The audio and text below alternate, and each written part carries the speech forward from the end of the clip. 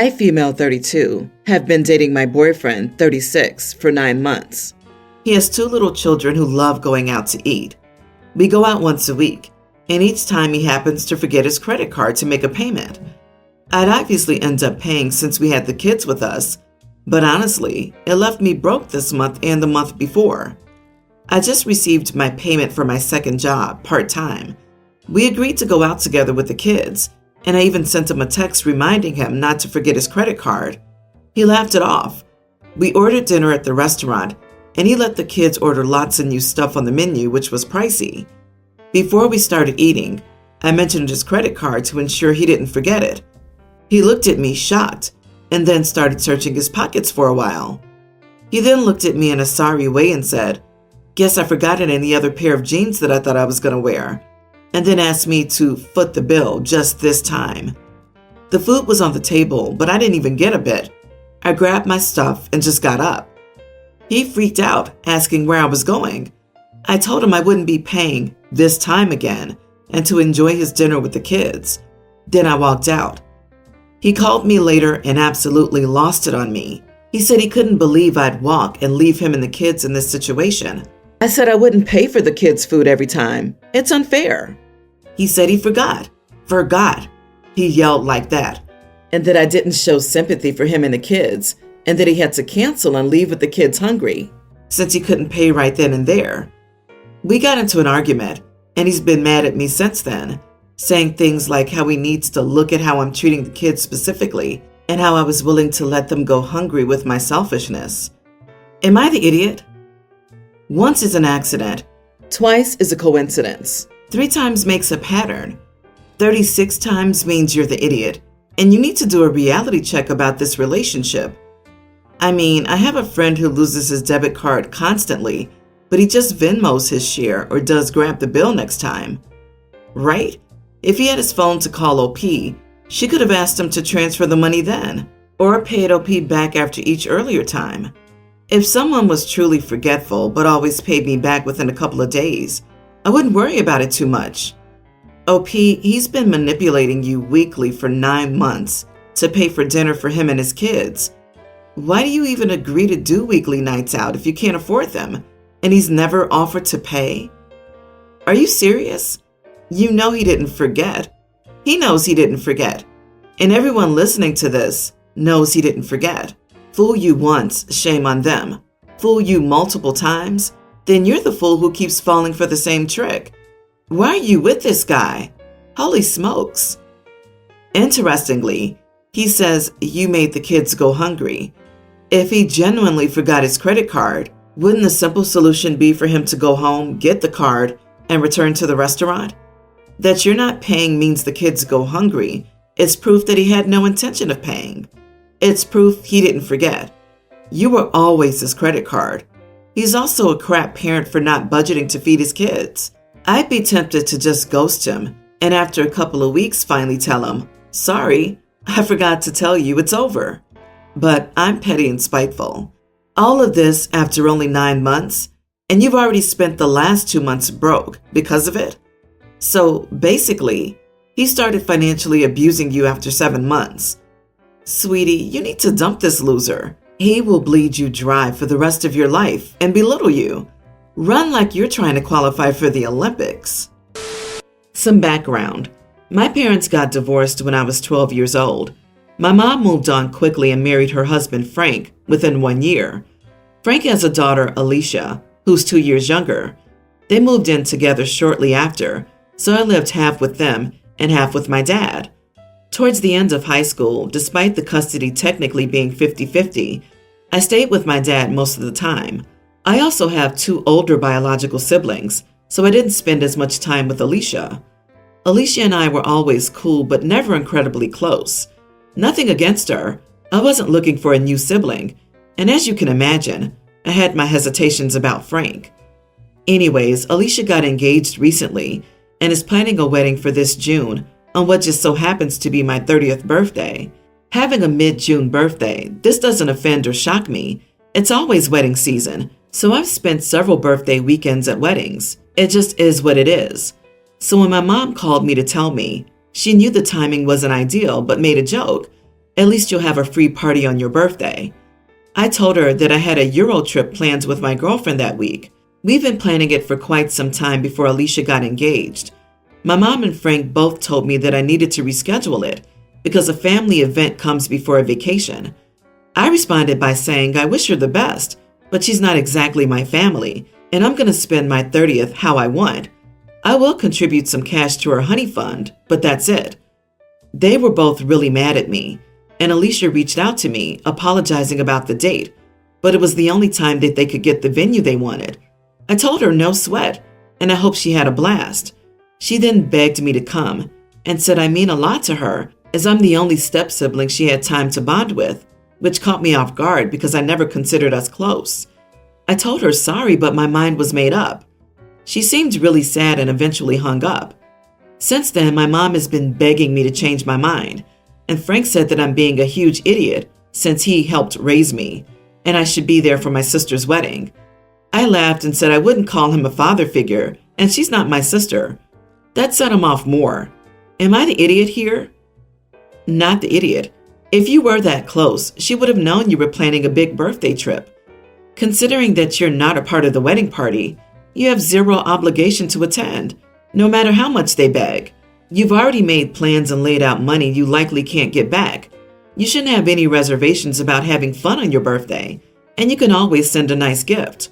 I don't understand how people expect others to have sibling feelings toward their parents' SO's children. In some cases, they may feel family affection towards the step-parent and their children, and in many other cases, the relationship is more of roommates. However, a parent's marriage to a person with children doesn't obligate the children to have affection for each other. You have to love the family first crowd that puts no thought into what you, their family, might be planning for themselves. And no, a party does not trump your vacation plans. Your mom is showing how she favors one kid over another. Who the heck says, at least you'll get a free party to their kid? How's it a free party for you when it's someone else's party? Go on your trip, enjoy your birthday, and don't let anyone guilt you into caving. My grandmother recently passed away, and I was the sole benefactor of her will. She wasn't a rich woman, but she was comfortable enough, and she left me her house, car, and savings.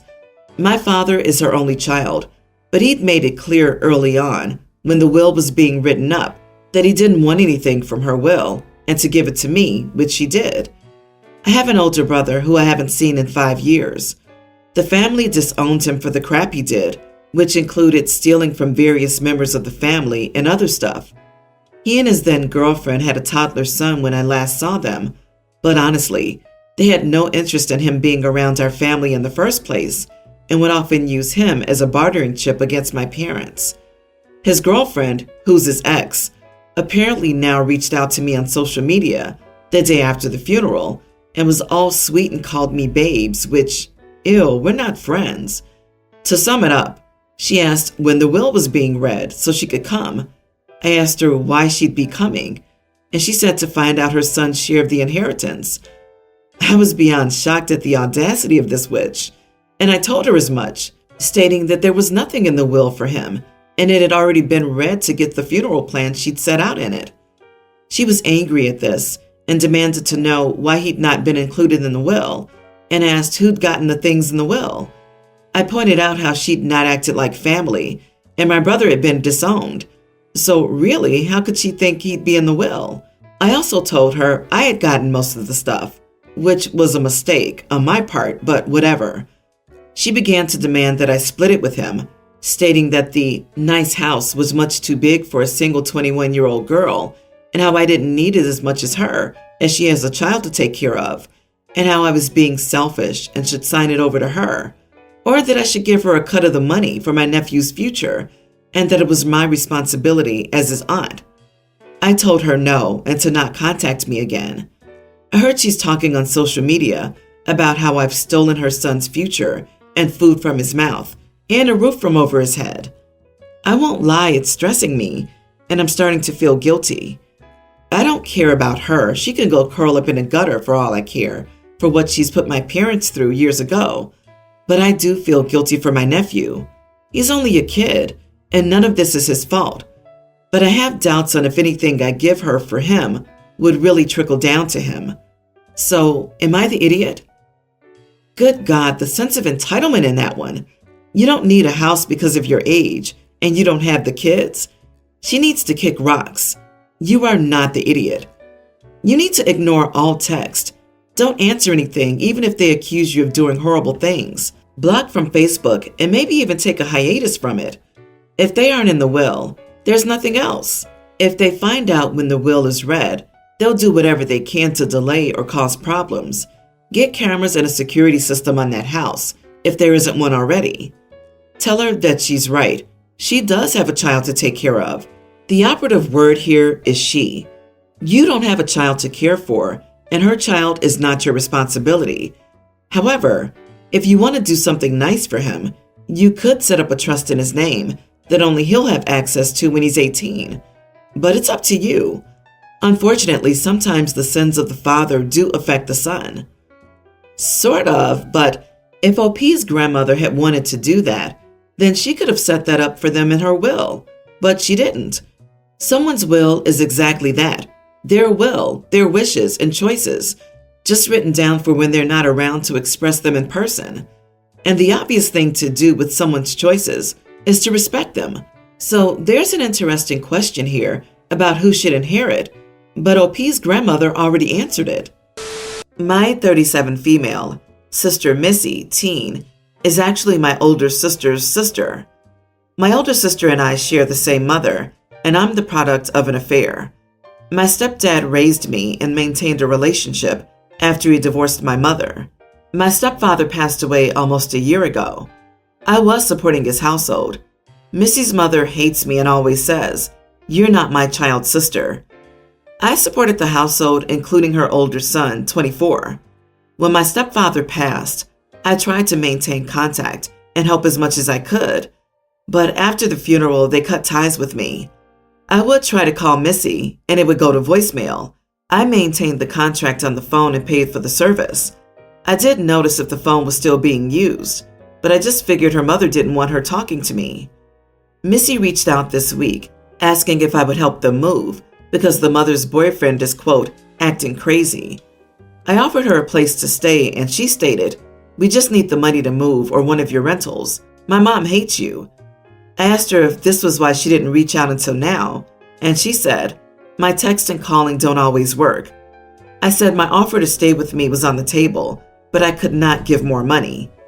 Missy's mother called me saying I'm trying to steal her daughter and I should want to help them.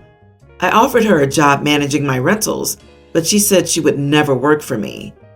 I answered the call and went for a run. I came back to floods of calls and texts from my family, asking why I was refusing to help my sister, saying, "You won't allow your gay sister in your home?"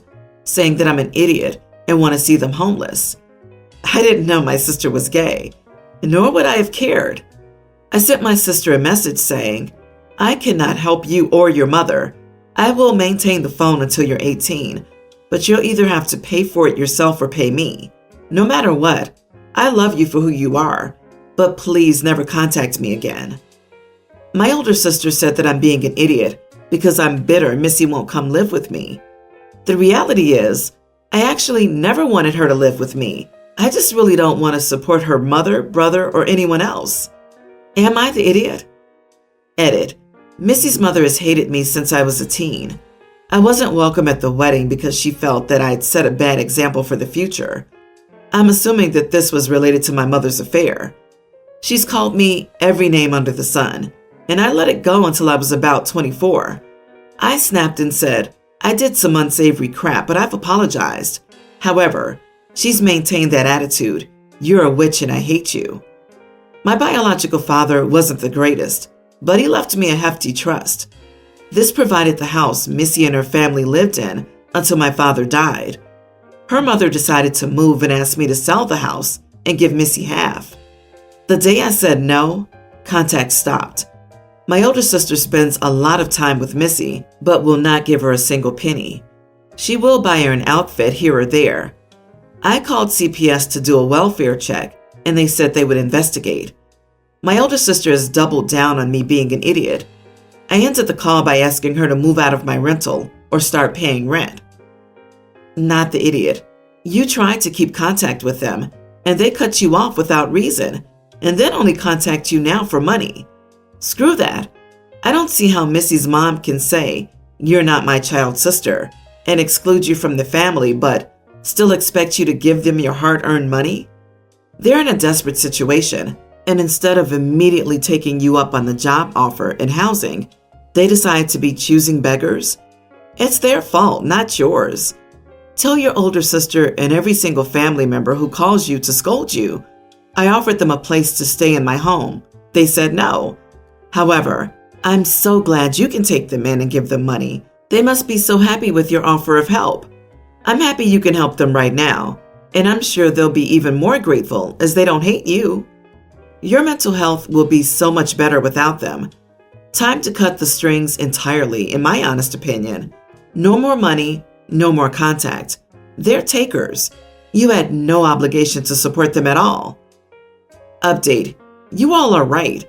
I've allowed some of the most toxic people into my life. None of these people are my family, including my older sister.